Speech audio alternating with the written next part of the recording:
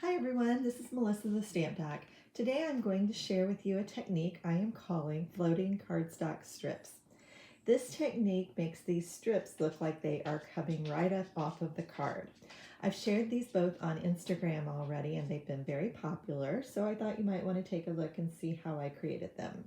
So this first one I did, and I've used a window sheet here and applied my strips and then adhered a die cut. We're going to do one very similar to this in the video today. This next one, I cut a piece of window sheet to 3 3/4 by 5 inches and use those strips. So this is a great way to use up all of those cardstock strips that we all have laying around. So I'm going to set these aside. This one is already, both of these are already on my blog, so if you want information, I will have the link below in the description for you. So to get started, I have already cut some cardstock strips and a circle from a window sheet. So the window sheets are sold in a 12 by 12 package, and you get 2 sheets of these. You can die cut with them. You can do a lot of different things like shaker cards with them, and I just really like to have some on hand. And then I cut some cardstock strips. I cut them to 1/8 of an inch and 3/8 of an inch. But you can do whatever you want to do with those. So you can do that however you like. Now I have a piece of grid paper here on top of my grid paper. I like to use these little ones that are for the Stamparatus for this because I can see it close up a little bit better. But I'm just going to put my circle on there first, and that way I know exactly where I want my cardstock strips to start. So I'm going to start with my darkest color first. And let me just grab one of those. And I am using the Tombow Mono Liquid Glue. I just like this because it really does allow you to kind of wiggle these in place. Now, one other little tip is you really don't want to get a lot of extra glue on these, so try to really minimize how much you get there. But I'm able to use the grid paper to line up these strips. And we're just going to keep doing that. And I've kind of got a pattern in mind of what I want to do, but you could do these on here any way you like. So I'm just starting with the darker pink and working my way up. And on these, I cut them about 3 to 3 1/4 inches long. The less you do that's going to overhang, the less you're going to have to clean off at the end. So again, we're just going to keep adhering our strips down. And the colors I used, I believe that is Melon Mambo and Polished Pink. And Blushing Bride is what we're using here. So just, if you've got a bunch of cardstock strips, go ahead and lay those out. And that's really how I've come up with most of my color combinations, was just seeing what looked good together. Or take a look at my color coach on my blog, and that will help you come up with some really creative color combinations also. So multiple ways to decide how you want to do these. So I'm doing a big strip and then 2 little strips on the outside of each. But again, don't worry about what your pattern is. You can do it however you like. You could even do these a little wonky if you wanted. I think that would be a neat look too. Doesn't have to be perfect. Card making is supposed to be fun. It's not supposed to be stressful, people. So don't worry if it's not absolutely perfect. So I did actually run out of room there, and I don't have room for my last strip, but that's okay. So I am going to transfer this over to my silicone sheet because I need to give it a few minutes to dry. Oops, see that little one there is wanting to stick already.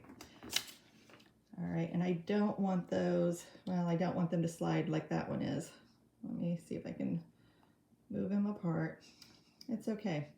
Whatever turns up messy, that's just where we're going to put our little embellishment. So let's set that aside. And I've gone ahead and got my card base ready. So my card base is 4 1/4 by 11, and I scored it at 5 1/2 inches. Now, I always do a piece of paper on top of that because if something would go wrong here, I'm not going to lose the entire card. So I'm just going to use my glue again. And it's really wanting to be a pain today. There we go. Now we're getting a good flow on that. You know, some days you just have days where it doesn't want to work. All right. So then I'm going to just put that in place. And I like that I have a little bit of wiggle room with this too. So for my embellishment on this one, I couldn't really decide if I wanted to do a butterfly or if I wanted to do a flower, but I did flowers on the other one, so I think I want to do a butterfly. So I use the butterfly dies, and on the back it's already sticky. And the way I did that was with one of our adhesive sheets, but that is a great way to go ahead and get the sticky on there, and that way you're not going to end up with a lot of glue or backing on that. So that I already did. And then I used this great new stamp set called Biggest Wish.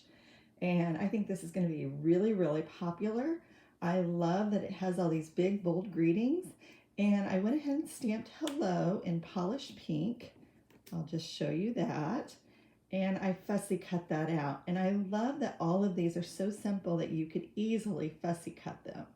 So I think that's going to be a lot of fun on cards. All right, so hopefully our strips are almost dry here. Let me see how she's doing here. All right, so you can see it's a little wet, a little messy there, but that's okay. Our next step is to trim all of the excess off of there. So again, the less that you have on those strips, the better.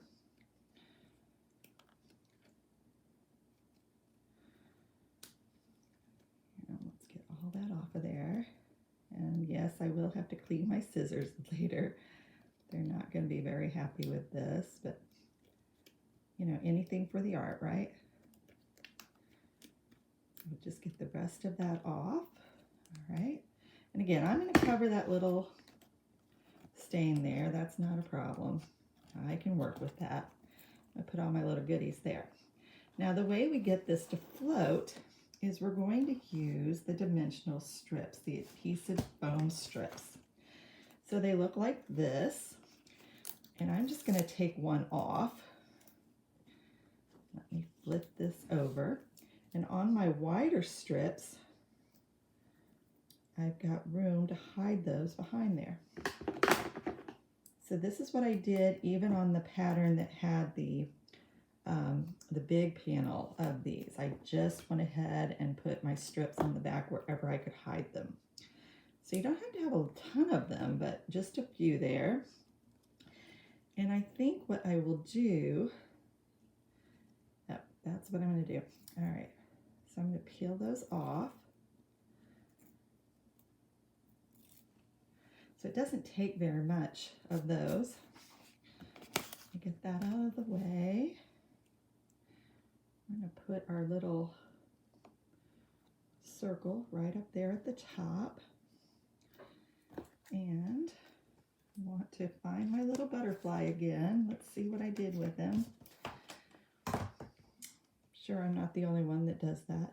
I'm going to put him just right here. I'm going to put him like this. That way he covers my little boo-boo. Seriously, half the cards I make are just covering my boo-boos. So we're going to go ahead and add that. Let's see, maybe we'll add it. Put a little glue on that. We have our hello. There we go. Okay. And then, of course, I'll add some embellishments to this as well. But we have this very cute floating cardstock strips. So just kind of a neat little technique. Do play with it, kind of see what you think. And leave me a comment if you give this a try. I'd love to see what you create also. Thank you so much for watching. Don't forget to subscribe, and I'll be back with more projects for you soon.